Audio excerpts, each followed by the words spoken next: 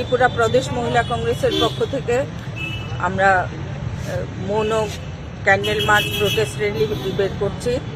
কারণ আপনারা জানেন যে আমাদের সমগ্র দেশে যেভাবে নারীদের উপর বর্বরোচিত অত্যাচার এবং ধর্ষণ চলছে, পশ্চিমবঙ্গের ডক্টর মমিতা দেবনাথের উপর, উত্তরাখণ্ডের নার্সের উপর এবং ত্রিপুরার উদয়পুরেও সম্প্রতি একটা ঘটনা ঘটে গেছে, আপনারা জানেন।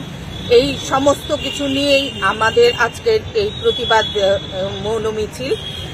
আমরা ৭৮তম স্বাধীনতা দিবসে উদযাপন করছি, অথচ আমরা নারীরা এখনো আমাদের স্বাধীনতা এবং সুরক্ষা আজ অব্দিও পাইনি।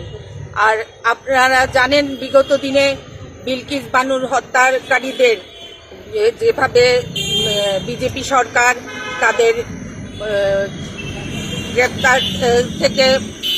গ্রেপ্তার করেছিল এবং তাদেরকে যেভাবে রেহাই করে দিয়ে তারপরে তাদের মালা পরিয়ে এনেছিল, তাদের সম্বর্ধনা জানিয়েছে, তাতে ধর্ষণকারীরা অতি উৎসাহে আজ সমগ্র দেশে ভারতবর্ষের আনাচে কানাচে একের পর এক নারীদের উপর নির্মম ধর্ষণ এবং নির্যাতন হতে হচ্ছে।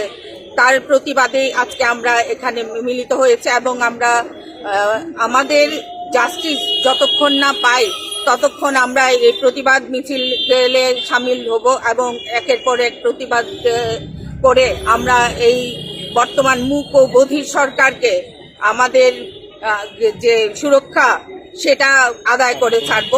এই উদ্দেশ্যেই আজকে আমরা প্রতিবাদ মৌন মিছিলে আমরা সামিল হয়েছি এবং এর মাধ্যমে আমরা ত্রিপুরা প্রদেশ মহিলা কংগ্রেসের পক্ষ থেকে সমগ্র দেশবাসী এবং সমগ্র ত্রিপুরা রাজ্যে মহিলাদের সুরক্ষার জন্য লড়াই জারি রাখব।